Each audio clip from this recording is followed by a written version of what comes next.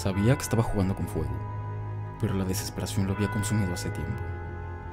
En la oscuridad de su sótano, el aire era espeso, emanaba maldad. Las paredes de piedra, húmedas y frías, parecían estrecharse a su alrededor, como si supieran lo que estaba a punto de desatar. Sobre la mesa, el grimorio antiguo con sus páginas ennegrecidas y rasgadas esperaba. Las palabras inscritas en latín parecían moverse, retorciéndose bajo la luz vacilante de las velas, como si estuvieran vivas. Era un joven solitario. Lo perdió todo por malas decisiones. Era muy malo para hablar, para expresarse. En una ocasión un amigo suyo le habló sobre un grimorio que tenía en una tienda de antigüedades, y le contó de un demonio llamado Naberius.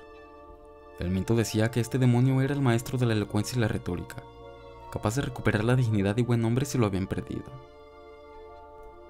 Pasaron los días y no dejaba de pensar en ese grimorio, pues estaba tentado en eso que le ofrecía Naberius. Un día, rumbo a su casa, decidió que iría a la tienda de antigüedades y decidió adquirir el grimorio. Había pasado meses estudiando los sellos, esos símbolos arcanos y los rituales oscuros que prometían el favor de Naberius. Sabía lo que podía obtener: la capacidad de controlar a los demás con palabras, de recuperar todo lo que había perdido. Sin embargo, no se imaginaba que un día tendría que pagar un precio tan alto. El círculo de protección estaba listo. Se arrodilló en el centro con manos temblorosas y respiración entrecortada. El sacrificio yacía ante él, un cuervo apenas con vida, con una mirada vacía como la noche. Con voz titubeante comenzó a recitar el conjuro. Su voz al principio era un murmullo inseguro. Ganó fuerza a medida que avanzaba. Cada palabra antigua desgarraba el silencio del sótano. De repente el aire cambió. El frío se deslizó por su piel como un cuchillo helado, y las velas, que hasta ahora habían parpadeado suavemente, se apagaron al unísono, y la oscuridad cayó sobre él. Fue entonces cuando lo escuchó: el suave batir de alas, como un susurro de muerte acechando. No había otra ave en el sótano, ni lugar para que una volara. Sin embargo, el sonido se volvió más fuerte, más cercano, como si algo invisible lo rodeara. Era custodiado desde las sombras. Sintió una presencia antes de verla. Algo antiguo, algo vasto y maligno. El aire se volvió denso, pesado. Entonces lo vio. Primero fueron los ojos. 3 pares de ojos brillantes, rojos como el carbón encendido. Lo observaban desde la negrura. Luego, la figura se materializó. No era humana, pero tampoco completamente animal. Un cuerpo retorcido, con alas negras como la noche y 3 cabezas de perro, cada una mostrando una mueca de hambre y odio. Era Naberius. Las sombras a su alrededor comenzaron a moverse. Lo rodeaban, pulsando y retorciéndose como si tuvieran vida propia. Sintió que su propia sombra se separaba de él, alzándose con voluntad propia, y en ese instante supo que algo se había roto dentro de él. Había cometido un error. No había forma de escapar de lo que había invocado. El demonio avanzó, un paso lento y deliberado. Las cabezas caninas giraban en distintas direcciones, como si buscaran algo en el aire, algo más allá.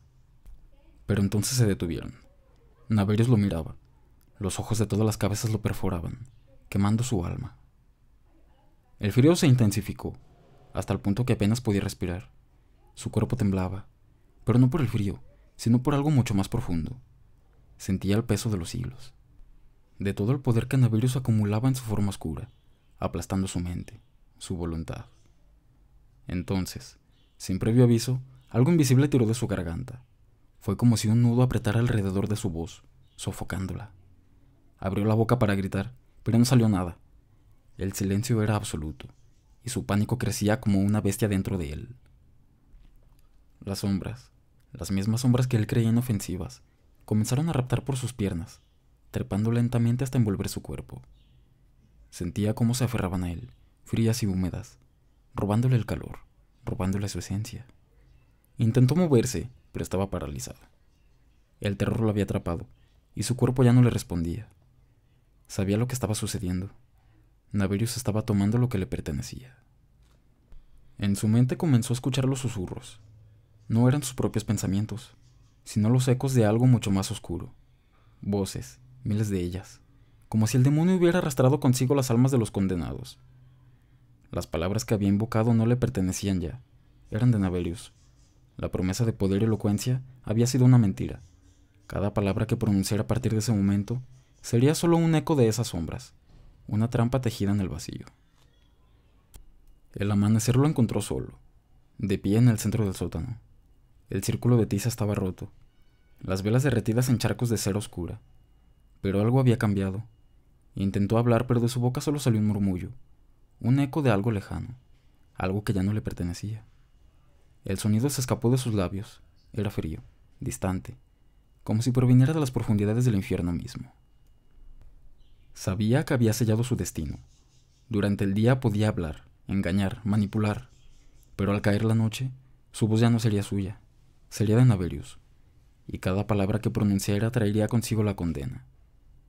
El eco de las almas nunca la abandonaría, y cada noche el demonio reclamaría su voz, hasta que no fuera más que un espectro, una sombra más en el reino del cuervo.